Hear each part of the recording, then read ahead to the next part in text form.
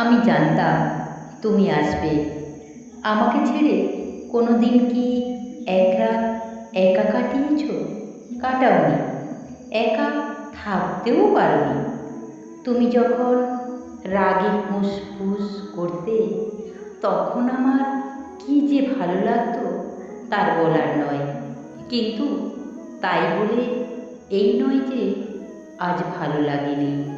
তবে অতটা আজ রাখিনি, যতটা আমার ভালোবাসার টানে আজ আমার কাছে এলে।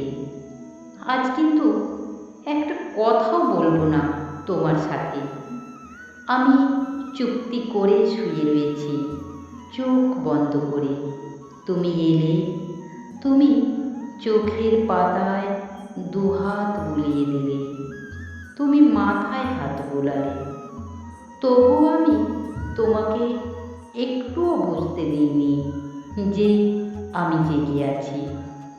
আমি তো মটকা মেরে পড়ে রয়েছি, এক চুলও নড়িনি। নড়বই বা কেন? তোমার সাথে একটু কি মজা করতে নেই? তাছাড়া তুমি তো জানো, আমি ছোট্টবেলায় জীবন্ত বাড়াবাড়িতে সীতা সাজতাম। সেখানে তো ঘন্টার পর ঘন্টা নিস্তেজ হয়ে দাঁড়িয়ে থাকতে হতো, ঠিক যেন স্ট্যাচু। উফ, তুমি আবার কাঁদছো? দেখো, তোমার চোখের জলে আমার ঠোঁটের উপর পড়েছে। তুমি এমন মরা কান্না কাঁদছো কেন? আমি কি মরে গেছি, যেন আর কখনো ফিরে আসবো না? আরে বাবা, আমি তো তোমার সাথে এমনি রাগ করে চলে এসেছি। কতবার যেমন রাগ হলে ধমক দিতাম, সুসাইড করে নেব, বাপের বাড়ি চলে যাব, আর ফিরে আসবো না।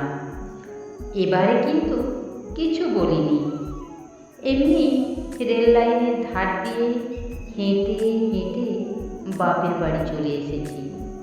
তাতে এত কান্নার কি আছে?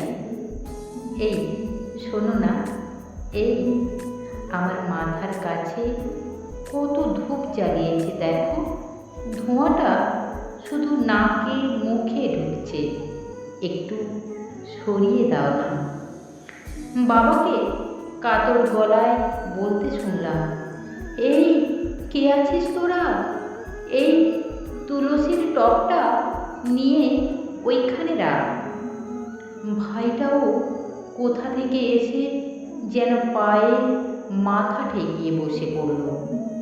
তবে সুলেখা কাকিমা ভার ভার গলায় আমার অনেক অনেক প্রশংসা করে চলেছে। মেয়ে আমার খুব ভালো, দুজনের সংসার ভালোই চলছিল। কার সংসারে একটু আধটু ঝগড়া হয় না বাবা? ঝগড়া হয়, মিটে যায়। কপাল ভাই কপাল। এইরকম হাসি মুখে স্বামীর কোলে চলে যাওয়া সবার ভাগ্যে জোটে না। না হলে বলো, কে না রেল লাইনের ধার দিয়ে হেঁটে যায়? আমরাও যাই। কি যে শনির দশা এলো কে জানে। রেল লাইনের ধার দিয়ে আসতে গিয়ে এমনি হোঁচট খেয়ে রেলপাতের উপর পড়ল যে, হাসপাতালে নিয়ে যাওয়ার সময়ও দিল না। কি হলো? কাকিমা যেন বলল স্বামীর কোলে চলে যাওয়া। তাহলে কি আমি মরে গেছি? না না, প্রথমে স্বামীকে জিজ্ঞাসা করি, সুমন সুমন, এরা কী সব বলছে? কি বলছে এরা? আমি মরে গেছি? না না। মা মা, বাবা, একটু ধরো না, আমি উঠবো, একটু ধরো না, আমার দু হাতটা একটু ধরো। এরা কেউ আমার কথা শুনতে পাচ্ছে না।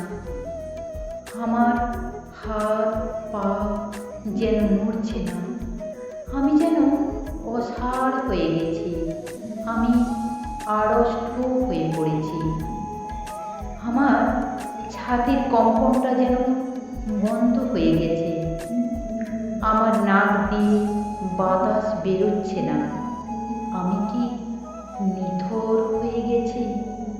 আমি কি নিস্তেজ হয়ে গেছি? তবে কি আমি মরে গেছি? সত্যিই মরে গেছি? আমি ক্লান্ত